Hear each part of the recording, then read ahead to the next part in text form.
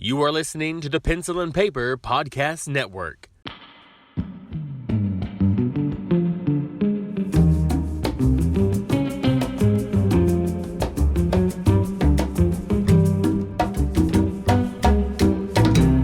Hello and welcome to Cinema Salsa, your tasty condiment of film talk. I'm your host, Smokey Chipotle Stephen White, and with me is my co-host, Flaming Hot Philip Peck. I'm trying to be clever with these. It's the best I can come up with. I thought we were Cheetos there for a minute. I never know where you're going with these and who you're channeling. Today it was just trying to be that smooth, silky guy you see on TV. I don't know the guy's name. There's so many of them. No one in particular. Let's just put it that way. But hey, it's Cinema Salsa. What are we talking about today? You've been watching a movie, or you were telling me about a movie you were watching, so I'm anxious to hear this so bad it's good, whatever it is, cinema disaster. I can't even keep a straight face, and just to say the name is so ridiculous. It's called The Velocipaster. Oh my God, you were the second person to mention this movie to me this week. Really?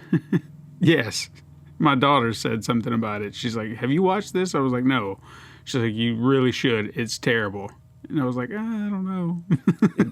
It's so bad. It's not even accidentally bad. It's on purpose bad. And I don't know. It's just very strange. I don't know who made it. I don't know what their deal is.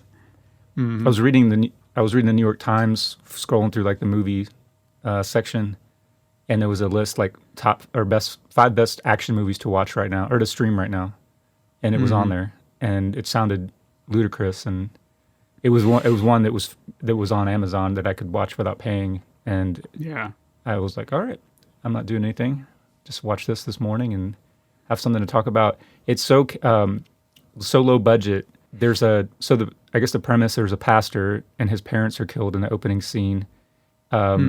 Their car is exploded, but they're not even in a car. Like they're just standing on the street, and he walks out of the church and there they are, and he's waving to them.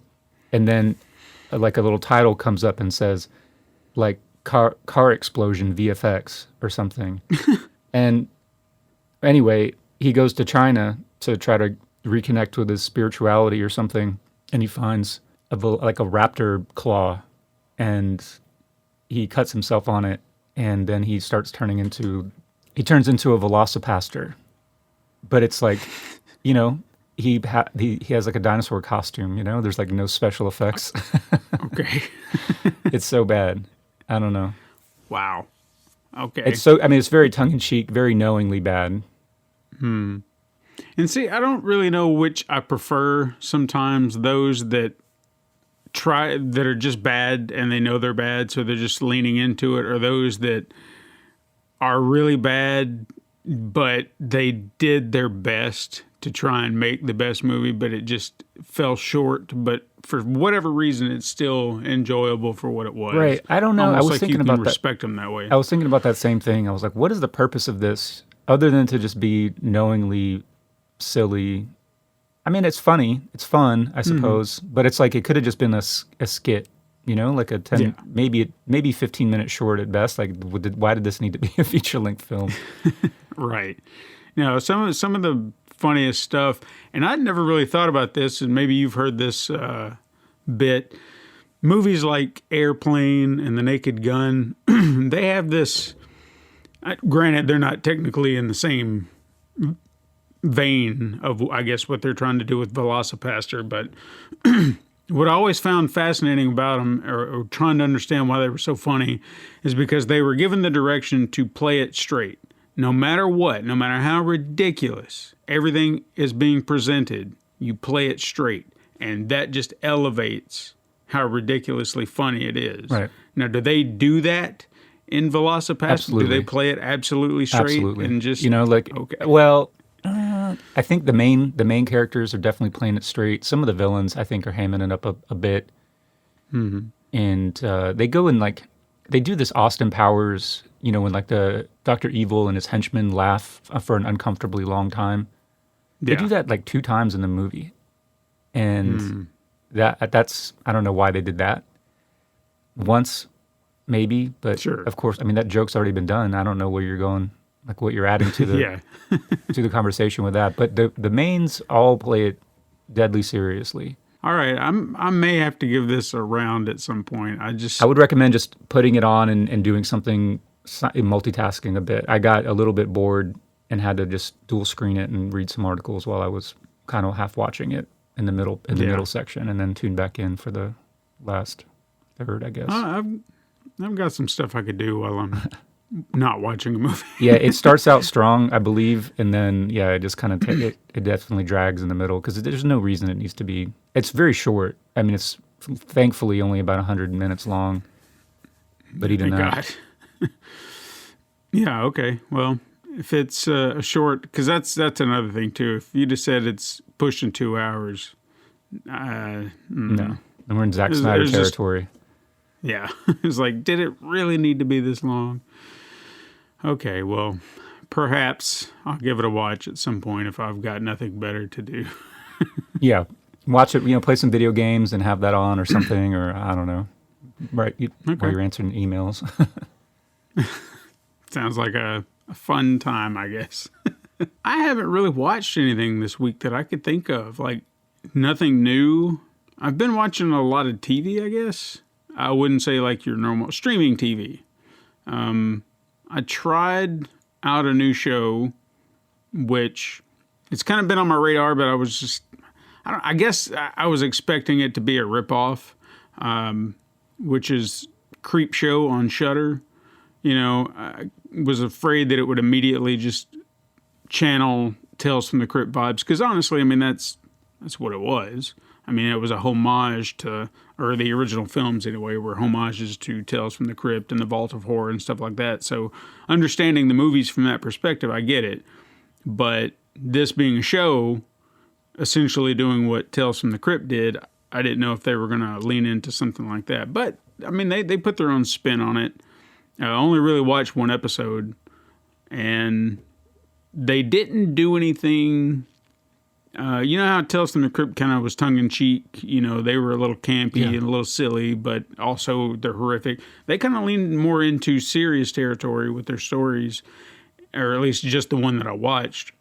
And the first one didn't. They actually had two stories, unlike Tales from the Crypt, which would be one, but they had two stories that they did, were probably about 20 minutes a piece, I'd say, give or take, because I think the episode overall was about 40 minutes.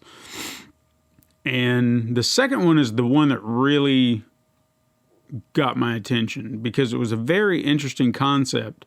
And I guess I could see why this wouldn't work as a feature-length film. Like the concept, if you pitched it as a feature-length horror film, you'd have to eventually get to a point where, okay, well, how does this blow up? But as a 20-minute little experiment, it was really fascinating. It was about a little girl who had a dollhouse, and she had it set up a very particular way, and she walked away from her dollhouse. She comes back later on that day, and she noticed that the characters have moved, and she just starts kind of like, who moved you, and just starts getting real curious about it. And eventually this little severed zombie head just shows up inside the house, and she's like, where did you come from? What's going on here? And then she, walk away, go to bed. Doll-sized? Come back the next. Yeah, they're all doll-sized. And every time she comes back, it's like you see the characters in the house are being terrorized. But it just really depends on what their reactions are. Like, you could see the head off in one room, and then the other dolls are just like creeping around. There was another shot where they're like in shock or something like that, and the head's nearby. So it's like all this horror is happening in this house, but the girl's only getting glimpses. And so she decides, she's like, I'm gonna have someone investigate this. So she goes and buys a doll, a policeman doll, and puts in the house. And then she comes back to it later, and now you see the cops in the house like he's investigating. So she's trying to figure this out, but she comes back again, and then the cop is dead. And it's just like this odd, bizarre horror tale being told within this dollhouse, but we're not getting all the details. We're just seeing snippets, just like she is. And eventually she, by the end of it, she's just like, you know what? I don't want this house anymore. It's got to go because she knows there's something bad there. And it's like, I'm good. So I don't really see how that would work as a feature length, but it was a very fascinating experiment in this format. So yeah, that sounds like a really, really fun idea and something that you don't need to belabor or drag out into a feature length. But I could see, like, if they wanted to take that concept and make it into a film, maybe actually going into the dollhouse, like if the girl gets sucked into it and you could have this whole little dollhouse world. But I don't know that makes it any better. But yeah, it was a really interesting take, and just seeing the kind of innovation that went into a story like that, it gets me intrigued to want to go see what else they're going to be doing with this kind of anthology, because that was very very unique. The first one, now that I'm actually remembering it, if you remember the original Creepshow movie, there was a story featuring Stephen King. The character's name, I think, was Jordy Verrill, and it was just he saw a meteor, touched it, and started getting, greens grow all over him until it consumed him. That story reminded me of that, and I almost feel like it was on purpose. Like it didn't follow the same beats per se, but there were just little moments in there. Like one in particular where a guy kind of reached into his mouth like he was checking for something, and then he reached out and looked at his fingers, and it was in the same, almost identical to the way Stephen King did it. So I feel like that was kind of a homage to that story, but taking it in a new direction, which I kind of found fascinating. But again, not as wholly original as the Dollhouse idea, which I liked a little bit more. So overall, I'm intrigued to check out a few more, because that was it defied my expectations of what I thought the show would be. And I mean, it's already gotten renewed, I think, for a third season. So I mean, it's apparently doing something right. That they're not willing to cancel it. Yeah. Those anthology shows are great. They just kind of can tell those offbeat stories, and they don't need to be really long, and they just kind of hook you, and they're over before they overstay their welcome. Maybe they don't have the legs to go into full feature-length territory, but they don't need to. It's like a short story versus a novel, and yeah. And I think that's what a lot of horror writers who want to make these long-form feature-length films need to kind of realize sometimes. Maybe your idea just doesn't have the capacity to be a feature-length. It would be so much better in these, more condensed formats, because then you're not stretching out this idea saying, well, I've got a pad runtime here. And it's like, nah, well, you really don't. Because if you can condense it into a solid 20, 30-minute tale, do that. I'm sure they're looking for stories to put into this anthology series. So why not? If you can't do it, take it there. Make it work. What else have I watched? Okay, this one's fascinating because I don't know if you are or not. Do you like Star Trek? I do. I'm not a huge fan. I'm not a fanboy, but I've watched. I mean, I like some of it, but I don't. Yeah. I'm not I don't comprehensively watch everything Star Trek. Sure. I mean, I'm the same way. I mean, I've watched all the movies, watched a few episodes of shows here and there, but nothing, I'm not dedicated to anything. I'd say the most I've ever watched of a series of Star Trek would have been the Picard series they did on Paramount Plus, and I watched that first season of that. Oh, I was going to say The Next Generation with the original Picard series. And I have... That's the only one that I've ever really watched. And I've watched quite a few episodes of that. So I'd say if there was a Star Trek era that I was most familiar with, it would have been The Next Generation. Like, I know a lot of that story, the story beats there and everything like that. But there's a show on Paramount Plus that I don't know how it's perceived by Trek fans, but it's called Star Trek Lower Decks. It's an animated series, comedy. I love it. Like, as a person who's not into Star Trek, I can still get into it and understand most of the kind of little in-jokes. I think there are a lot of deep cuts for, like, the real Trek fans, because they'll throw out a reference here, and I'm like, I'm sure that's a reference to something, and I just don't know what it is. Like, they've mentioned the name Gary Mitchell twice, and I was like, I don't know who Gary Mitchell is. So I had to look it up, and I was like, oh, okay, well, I got it. It makes sense now. So if I was a hardcore Trek fan, which I've heard they don't care for this could be I could be mishearing some of the things, but I've heard that there's been criticism from the real Trek fans. As a person not being a Trek fan, I don't see how you couldn't love this, because I feel like they are, despite being comedic about everything Star Trek, they hold on to the lore like it's the Bible.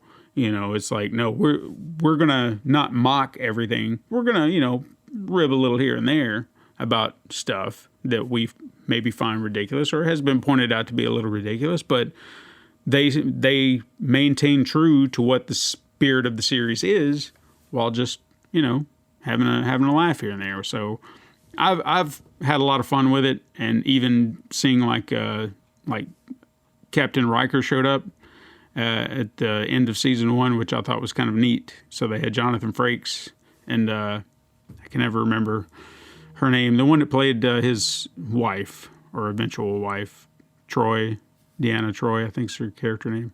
Anyway, she's in there too. They're both doing their voices, and it was just, that's a nice little nod to even less, those of us who know like the characters in the movies and stuff like that, but aren't really deep in the lore. It's like, oh yeah, I know that guy. That's cool. So it's a fun time if you're looking for, even if you're not into Star Trek, if you just like a good animated comedy that's, I'd say TV 14 level, you know, where they kind of push boundaries like Family Guy or even, this, I guess to a lesser degree, The Simpsons, but it's kind of in that vein. So I like it a lot, and I would recommend it to anybody who wants a good laugh.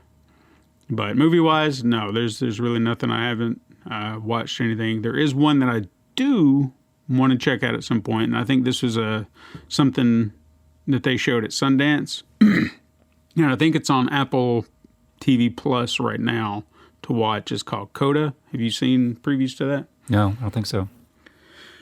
From what I gathered, it's about a girl who...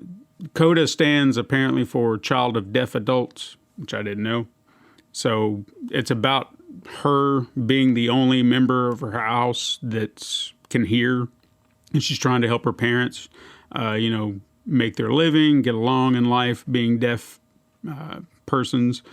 And she kind of has this desire to sing, and she finds someone who believes that she can, you know, make a living at singing and kind of be something big.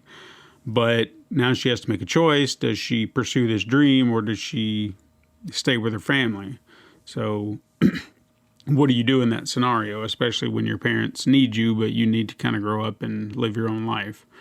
And so it seems like a very interesting tale that I'd like to check out, and I've heard a few good things about it, so I think it'd be a good watch. It's on my radar. Yeah, the only movies aside from The Velocipaster that I watched in the past week are Stoker. And is that about Bram Stoker or like a history? It's not. It's not. It has nothing to do with vampires, although it's a little bit ambiguous, I think, at first. Mm-hmm. And I don't know that the name wasn't chosen for allusions to Dracula, but it turns out to not be about that. It's directed by Park Chan-wook. I think it's his only, as far as I'm aware, his only English language or kind of Western-centered movie. It stars Mia Wasikowska and Nicole Kidman and Matthew Good. Dermot Mulroney is in it briefly. It was kind of like it flew under the radar a little bit. It came out in 2013. It's not like an earth-shattering movie, but it's a good movie, and it's kind of like more of like a literary. A lot of his movies are kind of, well, I don't know about a lot of them. Some of them are more literary and kind of highbrow versus others that are extremely lowbrow. Yeah, he kind of straddles both of those lines, I guess, really well, or both of those extremes. Yeah. So it's kind of like a tasteful, but also kind of just a simple story told well. The twist, I think, is worth it because you don't know exactly. The main character is very ambiguous, and you start getting hints as to her true nature halfway through, And then I don't know what I'm trying to say. I don't know. I don't want to give it away, but Right. No, it's fine. yeah, I guess the tagline is called Innocence Ends. And it's intriguing enough. I don't know. I liked it. And other than that, Stoker, the only other movie that I watched this past week was not the Guardians of the Galaxy, but I always get it confused with that. But it's the Suicide Squad. Mm-hmm. And your thoughts? Not a huge fan. It was okay. I guess it was entertaining, but it didn't really do a whole lot for me. Okay. There's nothing wrong with that. And I've noticed it's not really raking in a lot of the box office either, which I've heard reasons. Yeah, we can be. talk about those reasons here in this episode. It's hard to know because things are changing every day in this country and around the world, I suppose, as well, with regards to whether or not people want to go to the movies.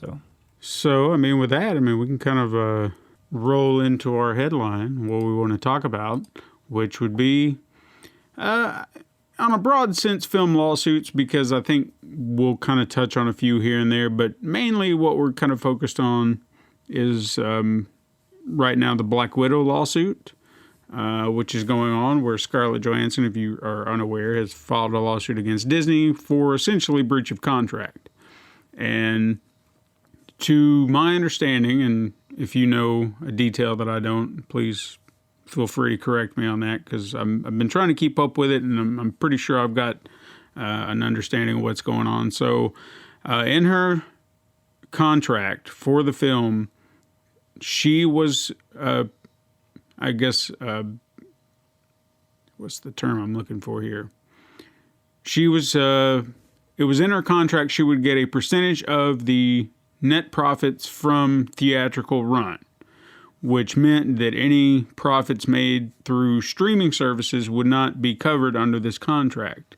So when Disney decided to create this multi-format, theaters plus premium access on Disney Plus, any profit that they lost from theater because everything's going to Disney Plus, that's money out of her pocket. And obviously that kind of seems wrong if that was part of your plan. So it still feels like it should be within that. So I feel like I understand where she's coming from on this lawsuit, because it was never renegotiated. That's what she claims. I don't think they've claimed anything to the contrary to say, oh yeah, we were or weren't trying to renegotiate. So it never came up. And it should have, because this movie was meant to come out sometime last year. So it's not like this wouldn't have come up within a year's time that they could have talked about this. So that's what it really boils down to. And I know a lot of trolls, and I'm going to say that they're trolls, are just saying that she's being greedy or what does she need all the money for? It's not about that. If you're promised something in a contract that you're going to get X amount of dollars if this does well here, and then someone takes it over here and says, well, I'm also going to make money on the side here, but you can't have that. That feels like a huge breach of contract, because that was not the initial goal. You had one plan in mind. That's what you said, and then last minute you change it. So what are your thoughts on it? Because I personally feel like she's in the right here. Yeah, I believe that she's in the right as well. There's a little bit of ambiguity or lack of clarity in whether or not she, like you mentioned, she was banking on getting a percentage of the box office, the ticket sales, which is common, especially for like superhero and Marvel movies, for the actors to get that, in addition to whatever they get paid for salary, up front for making the movie, they get that stuff on the back end. But there was some sort of ambiguity that it seemed like from her lawyers, what her lawyers have put out there, that some of this was like a verbal agreement. So that kind of, and I could be wrong, but they seem to be saying that there was a verbal agreement about that, or something in the nature of her understanding of the agreement was verbal. I don't know how much they have a leg to stand on if there's a verbal agreement versus a written agreement or a contract that was signed. I mean, of course, there was a contract signed, but it seems like there was a point in here that they're arguing was verbal. Anyway, I do agree that if there was a contract or there was an agreement and the understanding was that this movie was going to play in theaters only, when she signed the contract or signed on to the movie, that was what the understanding was. This was going to theaters. And they're saying that she's lost out on, and I don't know where they're coming up with this number. Maybe it's based on what Disney has said it's made from Streaming Plus or from Disney Plus streaming the movie. They're saying she's lost out on $50 million so far, which is pretty big. And she got paid $20 million to make the movie, so it's not like she's hurting or anything like that. But like you said, it's a contract, and it's a breach of contract, and a lack of willingness to renegotiate. And like you said, her lawyers have been saying that they tried to renegotiate. They reached out to Disney and said, because when it became clear that this was going to happen, even though nobody at Disney reached out to her or really anybody to say that this is what they were going to do, so they just ignored her entreaties to renegotiate. And I don't necessarily think it's about the money. Of course, it could be. I don't know, but it's just about the principle, in essence, where you want to set a precedent for not only her but for everybody to be able to figure out how they're going to reap the benefits when movies are no longer. I guess they're just trying to figure out like what's going to happen now, because we can't bank on the box office, the ticket sales, like we used to be able to. So how are we going to recoup what we've lost? Yeah. And especially right now with everything, I know that studios are probably assuming everything was going to go back to normal, and everything in the country, around the world, it seems to be regressing. So it does become a big talking point, like where do we go from here? Because we thought we were going to go back to theaters, and now all these studios are starting to see, well, maybe that's not the case. So they're trying to protect their interest. I get that. But they also have to, in doing this change, trying to recoup whatever benefits they can to any losses they might get from not getting in them theaters, they still should honor any agreements prior to their actors. Because if you're not going to put it in theaters, they have, I mean, it's no different as far as I'm concerned. Now, if that wasn't in the initial, say 2 years ago before all this mess started to happen, how does that contract look, I guess? So are they just getting the back end from ticket sales, or is there like another clause or stipulation that they would get anything from streaming or Blu-ray sales, anything like that? I mean, I think I've not heard of those deals, so I don't know. I think when they signed the contract, there wasn't even a Disney Plus. So the fact that they wouldn't renegotiate after the creation of Disney Plus and after it became apparent that this whole same day streaming versus box office thing became the norm during the pandemic, they never went back to renegotiate. And the other sticking point for her, I believe, and really her agents and talent throughout Hollywood, is that they used this movie to drive subscriptions to Disney Plus. Not only the contract that they signed initially several years ago before the making of this movie was as a theatrical movie. I don't know that anybody's faulting Disney for releasing it on streaming, but to not go back and renegotiate after that whole business model became a thing, and then also to drive your own subscriptions to your platform and rake in all of that profit to your company and not share it with the people who made the movie. I think that's also what is driving this lawsuit, because nobody's going to subscribe to Disney Plus without without the movies, right? Without the people who made the movies, right. Without the actors and the actresses and the directors and all that stuff. So it's like you're cutting them out and keeping all of the profit for yourself, and also kneecapping the profitability at the box office. and for good reason. I mean, like you said, the pandemic is getting worse as we make this podcast, and I believe that regardless of whether the movie had been released on Disney Plus at the same time as it went to theaters, it probably would not have been as successful as it otherwise would have been 2 years ago, right? So she's not going to make as much money, even if it didn't release on Disney Plus this year, that she would have made 2 years ago, because just not that many people want to go out to the movies right now. Right. Same thing with probably the Suicide Squad. Yeah, of course, it lost out at the box office because of HBO Max, but again, it probably would have not done that well regardless, just because of the state of affairs regarding the pandemic. Yeah.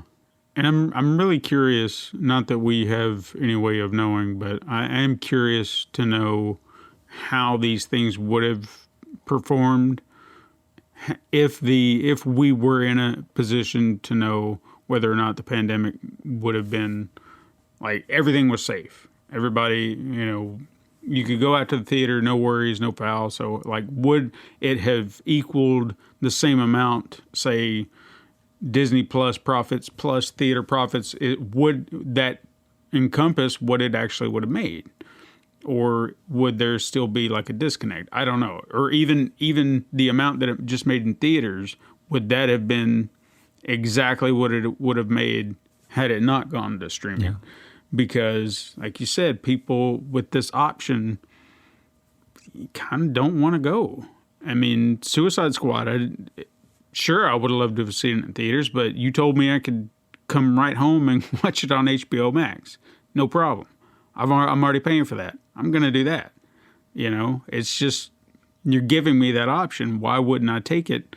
I'm not going to risk myself for a film. As much as I want to go back to theater, I'm just not going to do it. Yeah.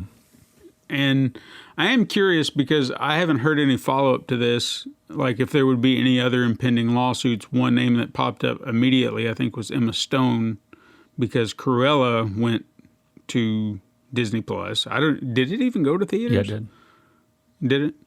So they did the day and date, and nothing came of that, or at least nothing at the time. So maybe she didn't feel like she had a leg to stand on, or maybe I don't know if she may. I would imagine she would have had something like that in her contract, but maybe she didn't. I don't know. But I'm not sure. I'm not familiar with when that movie was made. That might have even come about during the pandemic, or parts of that production might have overlapped with the pandemic and with Disney Plus, and there probably was maybe the understanding from the get-go that there would be this formula for this movie, but I don't know for sure.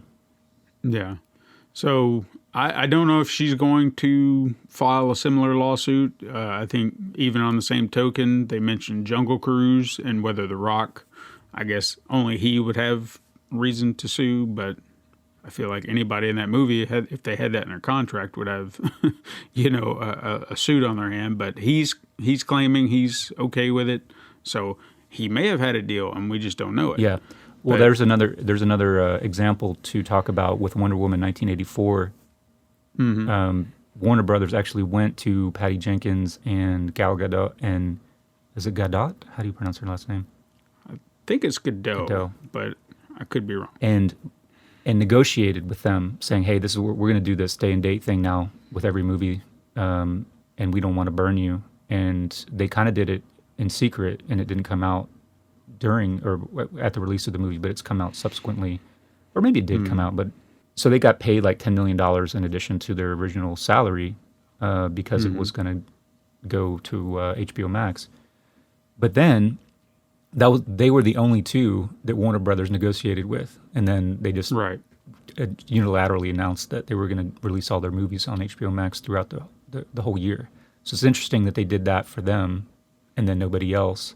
And nobody else has. I think there was an outcry from actors and from agents, and probably threats of lawsuits. But I don't think that anybody has sued Warner Brothers. But I think Scarlett Johannsen is so far the only one who's sued for breach of contract.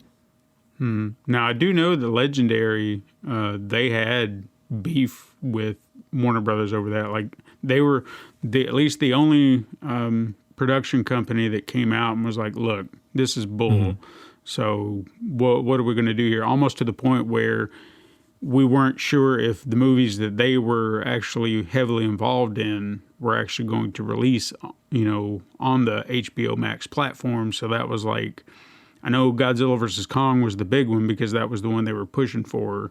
And I think later on in the year, Dune was the other one. Yeah. And to my knowledge, the deal they cut, because I think that was their biggest issue from what I've heard, and I don't have anything like concrete to back this up, but Dune was supposed to be like this big sweeping epic, which would lead into, I guess, more continuations of that story, because I don't know how long this book is. I don't know anything about Dune. I'm aware of it, but I've never dug into it. So I'm under the assumption they have planned multiple movies to tell the entire story of Dune. And they were afraid that if this just went to HBO Max, there's a mindset people will have. So that, say, it released on HBO Max, and then 2 years later, everything's fine, and then they're like, okay, well, now we're going to release Dune 2, but it's only in theaters. People will have this preconceived notion of, well, if you released it here, why can't you just do it here now? Because that's what you did last time. And I don't really feel like moviegoers would be that way, but I could be wrong. I mean, from where we're sitting, we're a little bit more in the know about how these things work because we like digging into, film production news and things like that, whereas the more layman viewer, they might not know what's going on. They might not understand the inner workings. So I can get where that could be a little, put you to hesitate to do so. So I guess I get where Legendary's coming from. But it was kind of low down for Warner Brothers just to be like, nope, all these movies, here we go. And no one got anything for it because I get it. You're banking on that theater money too, and you're not getting to get anything for this now? No cuts? One of the articles I was reading was talking about how Warner Brothers has been regarded for a long time as a great place for talent and very generous and, willing to share profits and all that kind of stuff. So it was kind of like a black eye on their name because of this kind of unilateral move. But on the other hand, too, you can understand where nobody makes any money if the movies just sit on shelves. I'm kind of paraphrasing directly from an article. So the movies need to be released in order for them to make money. And nobody gets, I guess people got paid up front to make the movie, but there's nothing really, nobody can profit from it if it's not released, essentially. So if this is the thing that makes sense, the only way for things to get shown and to get out there, then I understand that from Warner Brothers' perspective.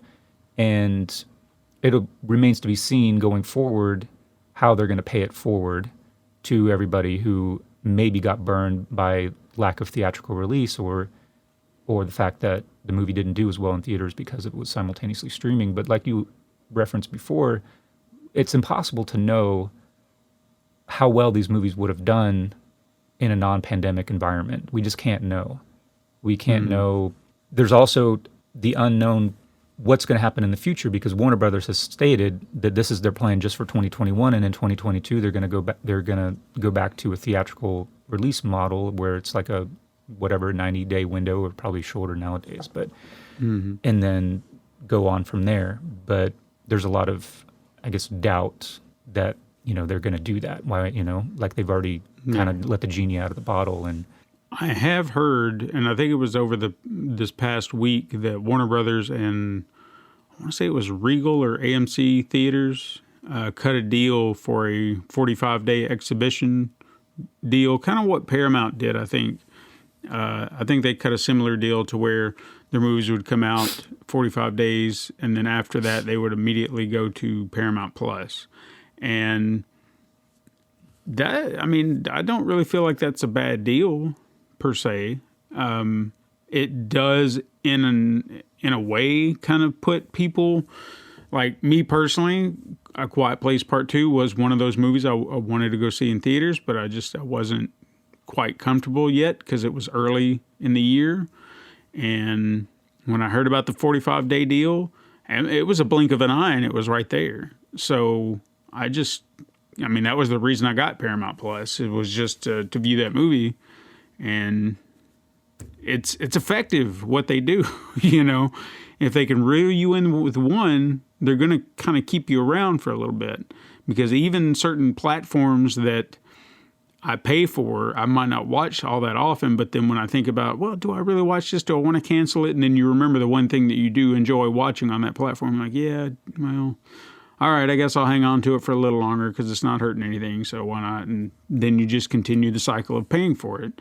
So this is going to be an interesting thing to watch going forward, because I don't think this is going to go away. This model is going to evolve from here, and I think we're going to see a lot more of it, which I hate and like at the same time. You know. Well, I think it'll be interesting when people are actually comfortable and to go back to the theaters, if the 45-day window will be enough of a window for the theaters to succeed, or like you said, if people were just going to wait it out until it comes to streaming on the thing that they're already paying for, that they might subscribe to just to watch a certain movie. Now, this was an observation that I made, and you tell me if you feel like this is just a weird coincidence or there could be something more to it. So, with the exception of Jungle Cruise, I was trying to go through all the movies that Disney put through on their streaming platform, whether it's Premier Access or they just said, no, we're just going to drop it here and then you can watch it. Now, the Premier Access movies, from what I can remember, they all seem to be the live action movies, maybe except for one. Yeah, there was one animated that I can't think of the name of. I think it was Raya and the Last Dragon. I knew it was Dragon something. That'll actually kind of come into play here. And then the other animated movies, I think, were Pixar films, and they just dropped them. Soul and Luca, I think it was. And I think even Onward at some point also got, that was like early on in 2020 when all the theaters started to shut down. But what I found interesting when I look back on all these movies, coincidentally, all the leads were women. You know, Mulan, Raya and the Last Dragon, Cruella, Black Widow. Do you think that's a coincidence or a pattern? I don't know. Are there male-led movies that they have held on to in hopes of releasing in theaters, or? Well, like I said, the exception would be Jungle Cruise. Yeah. I mean, you could argue, well, Emily Blunt's also leading that. Yeah, but The Rock. Yeah. So, that would be the only exception to the whole thing. However, if we go a step farther, Shang-Chi and the Legend of the Ten Rings, which is the next Marvel movie, they're claiming absolutely 100% theaters only. The next one after that is The Eternals, which is a group team thing, also the same thing. I think Shang-Chi, I was reading that there were two movies, that one, and what's the new movie with Ryan Reynolds in it? Free Guy. Okay, so those two, so I know Free Guy was developed by 20th Century Fox prior to Disney buying out Fox. So there was already a contract and agreement in place between 20th Century Fox and Warner Brothers. So that movie has to go to theaters, and then when it actually streams, it's actually going to go to HBO before it goes to Disney. And then I think there was also some similar deal, or when the Shang-Chi, I guess, was in development, and whoever was funding and producing the different parties was prior to Disney taking over. So I think that's another reason why that one also has to go to theaters. Okay. So it's like Disney doesn't have the ability to grab those and just put them on Disney Plus. So I don't. Okay. Yeah, I believe in that. In the case of those two movies, it doesn't necessarily have to do with whether it's a male lead or a female lead.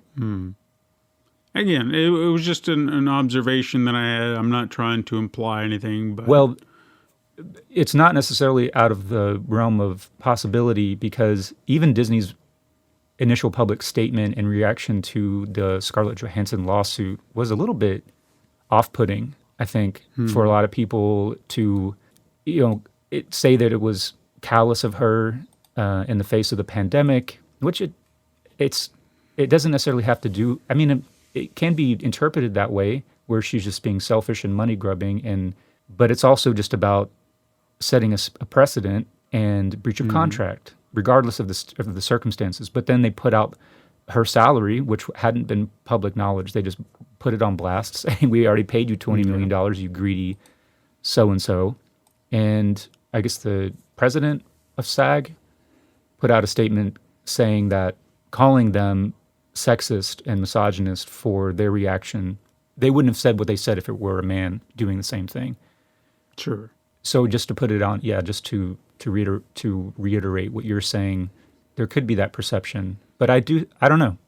I don't know, like, what other movies that they may have on the back burner, or if it just was circumstance. It sounds like circumstance, but yeah, I mean, again, I don't want to just be slinging accusations with nothing to back it up, but it was just something I noticed and found interesting. But it could just be the biggest coincidence in Disney history. Well, what isn't coincidence is their public statement, which has seemed a little bit personal, harsh. And instead of being like, well, we're a big company and we don't really need to respond to this in a public way.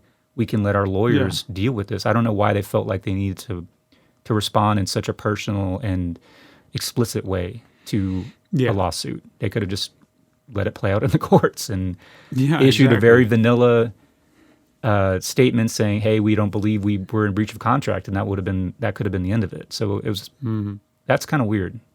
I guess the one person out of the entire thing that I've not heard outside of one of those clickbaity headlines has not responded, or at least I don't recall or haven't heard a response, is Kevin Feige, who is like he is the head of Marvel. He's like the Marvel guy. And I think the article that I saw was just like, he's so upset and he's fuming, mad or whatever. And I was like, I'll just assume that's what you've heard, but whether or not that's true, he seems, and I don't know the guy personally, he seems like he would be a little bothered by this, but at the same time, he also seems like the kind of guy that would want to make sure that this is not something that would have happened in the first place. He's mad at whom? Like, I guess her. That's the way the article, that's why I didn't read it, because the headline was just, "He's so mad at Scarlett Johannsen," but I don't know if he is, and I'm not saying he's not upset or bothered by this. I don't know. But at the same time, I feel like he would have been the guy that didn't want to lose her, didn't want to push her away and be like, "Look, what can we do? Whatever it takes, I'll fix it and we can get you back in here," because he seems like he's trying to keep this family together, so you can bring these people back in when you want them and you want them to play with your toys again and stuff like that. And I feel like I would, if I was him in that, trying to build this perfect little structure of a house, you would do everything in your power to keep it stable no matter what. Even if the characters are dead or whatever, if you ever wanted to use them for whatever reason, she's there. And you want to have that good working relationship. So I don't know how true that is. He could be a dick. I don't know. So, but it seemed odd to me, an odd little statement. But I haven't heard anything from him, so I don't know. So it's upsetting because we haven't heard of stories like this coming out of Marvel, at least since maybe back the original Iron Man 2, and they were playing the behind-the-scenes stuff. I think there was a guy there by the name of Ike Perlmutter who was a real frugal penny pincher guy, and every idea they had was like, no. And in fact, it wasn't until he stepped aside that they were actually able to make Captain Marvel and other, female-led hero movies, because it's like, women don't sell tickets. So that kind of tells you what kind of guy he is. And hey, he's been seen in pictures with Donald Trump, so ta-da. No, I'm not going to go there. But anyway, yeah, it's a shame that this is happening. I hope that something positive will come out of it. Like you have also been saying, I hope it sets a precedent for people going forward, because I think this is something that actors, producers, directors, they're going to have to start thinking about long term, because these studios are forming these streaming sites now, and they're starting to see the value in it. And with exception of maybe Sony, every studio has a platform. You know, I think they are really the only studio left that doesn't have their own solo platform, which maybe they don't have enough IP to really back up a full platform. You'd think they would, but they seem content, you know, making deals. I heard they cut a deal with Disney. They cut a deal with Netflix.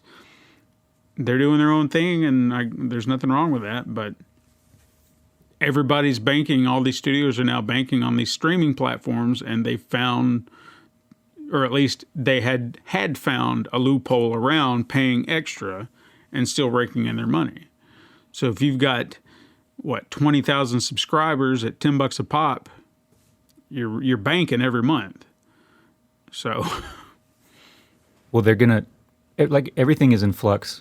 Not only are theaters and studios having to renegotiate windows and all that kind of stuff, but actors and other above the line people are going to have to, like you said, renegotiate with the studios about how they're going to change their contracts, right? Like what, and also I think that the streaming platforms are going to have to figure out how to quantify the numbers, because up till this point they've been very selective and vague about the numbers. You know, like they can't quantify. Like, it's not like the Nielsen ratings where you know how many people tuned into whatever show during whatever time. That's going to have to be figured out, where, you know, ticket sales, they can say a percentage of ticket sales is going to go to X, Y, and Z actor for this movie. But how are they going to quantify a percentage of streams or whatever? So they're going to have to come up with a new way to figure out how actors, if this is going to be a thing going forward, if actors are going to get something on the back end, or if they're just going to get more money on the front end or something. Like, there's just a whole lot of things that are going to have to be figured out and renegotiated going forward. And this is just the first step in that process, I guess. The thing that I've always been fascinated with that you brought up was the fact that we never get streaming numbers, and I've yet to understand why that is. Like, what is it that they're afraid to tell us about? Because, like you said, they're very selective. If something was the big hit on Netflix, it's like, look, number one, so many X amount of people will watch this thing. But if it seems like if it doesn't hit a certain number, they don't want to be bothered with it. They don't want to talk about it. So we assume that everything was watched or that it was taken okay. It could have been even well reviewed, but we never hear, you know, X amount of people watch this on Netflix this weekend. You know, this is number one movie on the platform. Even though, I mean, I think they actually do, which again is an odd thing. It's almost like they're trying to give you numbers without giving you numbers. They'll have their top 10 list. I don't know if you've seen that on Netflix, which I guess we're to assume these are the most watched things on the platform based on their streaming numbers, I guess. Yeah. So we just have to take them at their word. And I guess that's supposed to make us go, okay, well, if everyone's watching that, I should watch that, because that's the number one thing everyone's watching right now. So maybe that works as a way of manipulating people into watching stuff. But it would be fascinating to know how many people watched a thing, especially when it comes to something like Black Widow. How many people actually paid the $30 for Premier Access? I want to know. Because if you can couple that together with your ticket sales, would that have been equal to, say, what would have been like a big opening weekend for that movie? So would it have made $90 million or $100 million in its first weekend? That Premier Access seems like a really cut and dry kind of thing where you could put out the numbers, where Disney could have said, well, based on the number of people that paid the Premium Access to watch Black Widow, we'll cut you in this amount. Because that's something that you can measure, you can verify, you can see that this many people paid to watch this movie, because you pay for that movie, right? It's not like, but the subscription service at large, you don't really know. People pay the subscription to watch whatever's on the platform, and you can't necessarily, you can't correlate whether or not someone subscribed to the platform to watch a particular movie. only that they subscribe to the platform and happen to watch that movie. So in Disney's case, it would have been easy for them to go back and negotiate with whomever, Scarlett Johannsen, and say, well, this is what we're going to do here. And of course it's going to cut into box office, but understandably so, given the circumstances. And we can cut you in just like we would have cut you in with the ticket sales, because we can verify this many people paid $30 to watch the movie at home. So that would have been easy. And you think about it too, the percentage of that would be no different than what the theater would get as a cut. So at $30, you're already saying for a good number of people, you're already making more than you would at the theater. Because if theaters are only charging $10 a pop for a ticket, ballpark, it could change in your area. I know that for a fact. I mean, that's already $20 more that you could possibly be making. I don't know. Well, it doesn't necessarily. It's not necessarily 1-to-1, because a whole family could have paid $30 and watched. True. As opposed to each individual person having to buy a ticket to get into the theater. But generally, I mean, it's probably a wash, more or less. Yeah. So why not just cut them in? Just whatever. Say that's your trade-off. Yeah. So for everything there, which is why I believe her suit potentially has merit. I don't know all the particulars and everything that was signed or verbally agreed to or whatever, but it seems like it has merit just based on that fact. That's like if they just put it on the streaming service as just part of the subscription fee, then there's that gray area that we're talking about where you don't know how many people watched it, and therefore you can't quantify how much you now owe the actor. But since they did, it was part of that subscription plus model where you had to pay for that movie, then it seems like they should have just renegotiated with her and said, okay, we'll give you a percentage of this. Yeah, exactly. Because think about that too, for all of our listeners, if you do or do not know. I mean, theaters, why do you think you pay $5 for your popcorn or your soda or whatever? Because this is how they make money. They're probably getting chump change out of the tickets by comparison.